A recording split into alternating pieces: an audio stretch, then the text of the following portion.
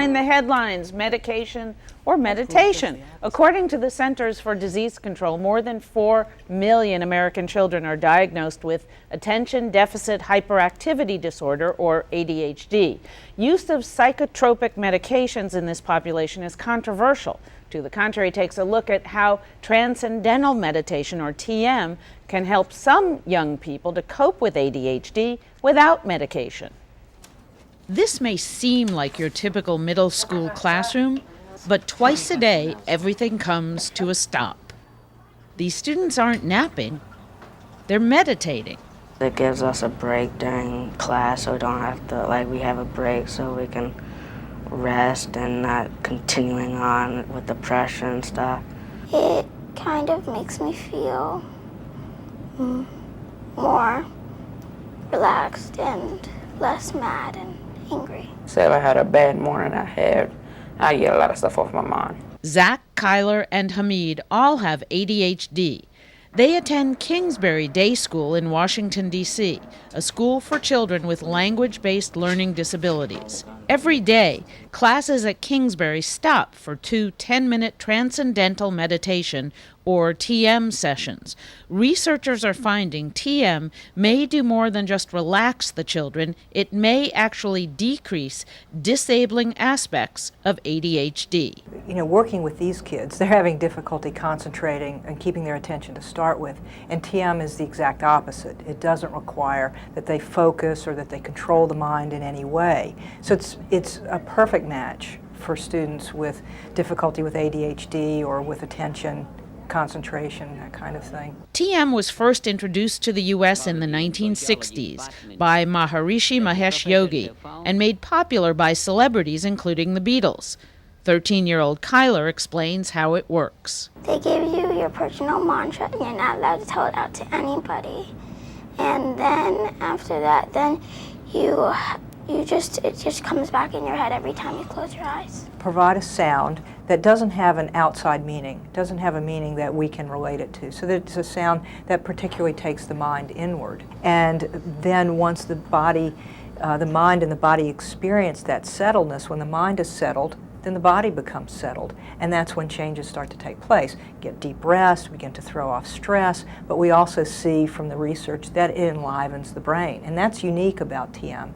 Pairing a meditation known for silence with a disorder characterized by inattention, lack of focus, and impaired impulse control may not seem like a practical solution, but supporters say TM's effect on a child's biochemistry parallels ADHD medications without the side effects.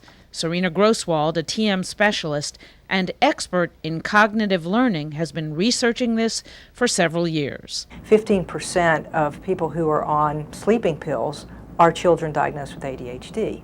And those sleeping medications are not approved for children. There's some difficulty with mood swings as a side effect, and then these kids get put on antipsychotics or antidepressants, and the next thing you know, these kids are on cocktails of drugs. After 3 months using TM, 53% of students reported feeling less anxious and depressed, and more than a quarter reported improved ability to focus. Some students also said their organizational and problem-solving skills improved. That silence that they're experiencing is having an effect on the development of their brain. Teachers and administrators say they notice a difference too. A lot of what has become a little bit of a question to kids if they're really having a difficult time managing in the classroom and they come into my office, for example, I might ask them, well, did you meditate yet today? Some kids are a little resistant, I think, because it's so hard for them to quiet themselves and to sit for that period of time. But what we see when we're working with the individual child is whatever it is that's the biggest impairment, the biggest obstacle for that child's growth and development is the thing that starts to change the most. So you might have a child that's withdrawn, for example. They may do fine in school, they may even have good grades, but they start to get more sociable. Here at American University in Washington, D.C., scientists are tracking the biochemical effects of Transcendental Meditation on college students' brains and hoping it has the same impact as it does on younger students.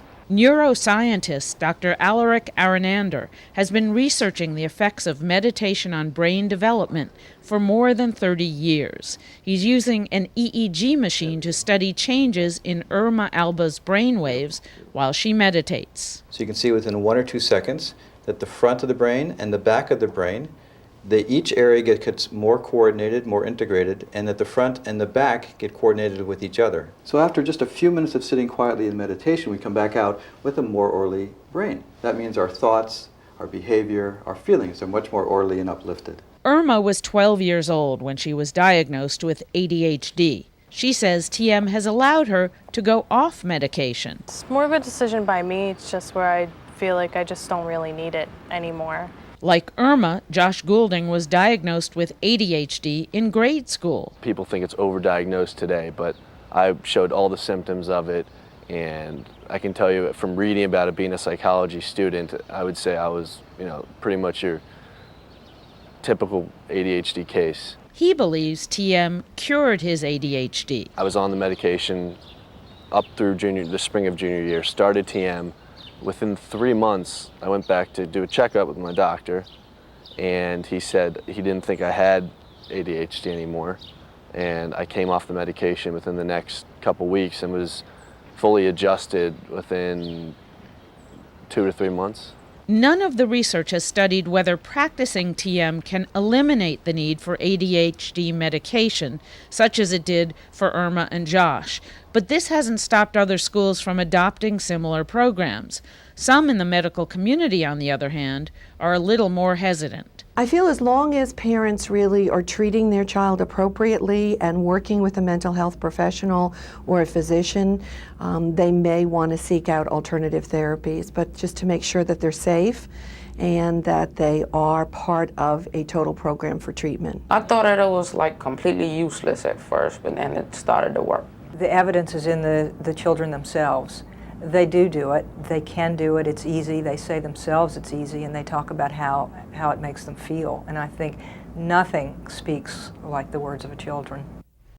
So, are America's children over-medicated, Michelle Bernard? Oh, absolutely. What my personal opinion is absolutely. I mean, kids on sleeping pills, and one of the things that we know about ADHD is that the diagnosis it's very subjective, and there is a great possibility that too many people are being diagnosed with ADHD. I find this alternative type of therapy to be absolutely fascinating, and to know that so much of it is going on here in the Washington metropolitan area. The studies that are, I think, coming out of the Chelsea School, which is a private school in Silver Spring, Kingsbury in Washington. Let's not get too parochial. It's a national show. It's going on all over. But it's going all over. But I've got to say, the studies are showing that these kids that are involved with TM are showing enhanced cognitive skills. They're able to focus, they're able to pay attention, and it lasts. Whereas when their ADHD medication wears off, they've got to start all over again, and you sort of see them stepping back. I mean, I think parents have to be careful in making sure that they do what's absolutely right for their kids, but I think this is fascinating.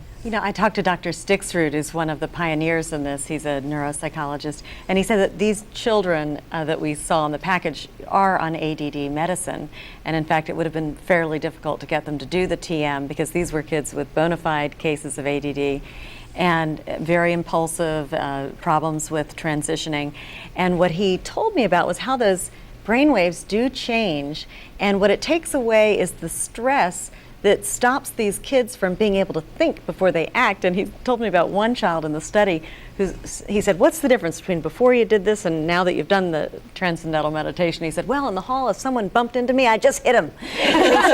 He said, now, what happens if someone bumps you in the hall? He says, well, if someone bumps me in the hall, I stop and think, do I want to hit him? So he doesn't say Om Nyoko Renge Kyo or something. Because somebody else got a word in, that's why. All I can say is get me some TM. I really do mean it. I think this has something to say to the entire society, and I'm fascinated enough about it to want to explore it further. Mm-hmm. I think that's the story, not simply of kids with ADHD, but to the massive ADHD in American society.